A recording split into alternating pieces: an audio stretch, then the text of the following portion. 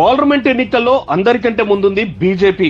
అన్ని పార్టీల కంటే ముందుగా అభ్యర్థుల్ని ప్రకటిస్తోంది. ఇటు తెలంగాణలోనూ 9 మందిని అనౌన్స్ చేసింది ఫస్ట్ లిస్ట్ లో. ఆ వెంటే 2 రోజులు ప్రధాని మోదీ రాష్ట్రంలో సుడిగాలి పర్యటించి వేల కోట్ల రూపాయల అభివృద్ధి పనులకు శ్రీకారం చుట్టారు. 400 నినాదంతో ముందుకెళ్తున్న కమలదళం 2వ లిస్టును ఈ వీకెండ్ లోపే ప్రకటించనుందని సమాచారం.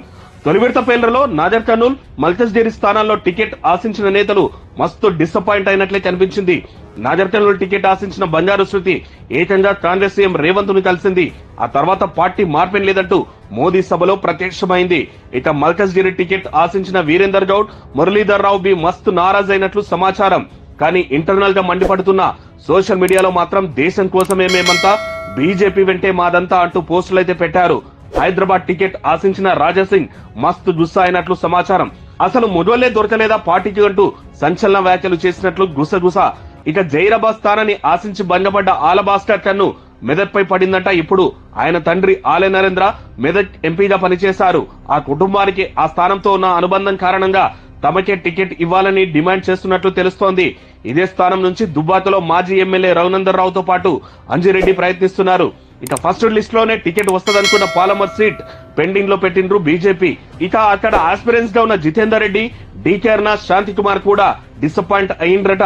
జితేందర్ సాబ్ ఓ అడుగు ముందుకేసి ఓ సెటైరికల్ పోస్ట్ బి పెట్టిండ్రు. పాలమూరు కాంగ్రెస్ అభ్యర్థిగా ఆల్రెడీ వంశీచందర్ ప్రచారం చేసుకుంటుండగా బీజేపీ టికెట్ ఎప్పుడా అంటూ ఆశావాహులు కళ్లలా ఒత్తులేసుకుని వెయిట్ చేస్తున్నారు.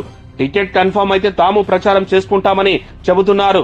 ఇక సిట్టింగ్ సీట్ ఆదిలాబాద్ ను బి హోల్డ్ లో పెట్టింది ఫస్ట్ లిస్ట్ లో. సోయం బాపురావు టెన్షన్ పడుతున్నట్లు సమాచారం.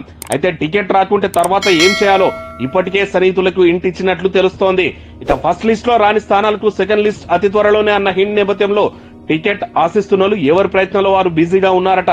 పెండింగ్ లో ఉన్న అన్ని సీట్లకు అభ్యర్థులను ప్రకటించాలా, కొన్ని స్థానాలకే అభ్యర్థులను ప్రకటించాలా అనే సందిగ్ధంలో పార్టీ పడిందంట.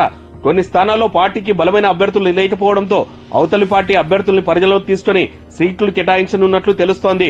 వరంగల్, నల్గొండ, మహబూబాబాద్, ఖమ్మం, పెద్దపల్లి స్థానాల్లో పార్టీ చాలా వీక్ గా ఉంది. అయితే పెద్దపల్లికి మిట్టపల్లి సురేందర్ పేరు ఆలోచిస్తున్నట్లు తెలుస్తోంది. ఈ ప్లేస్ లోనే ఎస్సీ మోర్చా జాతీయ కార్యదర్శి కుమార్ సైతం చూస్తున్నారట. ఇక మిగతా స్థానాల్లో ఇతర పార్టీల నుంచి నేతలకు గాలం వేసి వారికి టికెట్ కేటాయించాలని పార్టీ భావిస్తోందట. చేరికల ఆధారంగా అభ్యర్థులను ఖరారు చేసే అవకాశం ఉందని చర్చ నడుస్తోంది బీజేపీలో. అయితే ఎన్నికల షెడ్యూల్పై అన్ని స్థానాలకు అభ్యర్థులను ప్రకటించి ఆ తర్వాత పూర్తి స్థాయిలో ప్రచారంపై దృష్టి పెట్టాలని చూస్తోంది కమలదళం.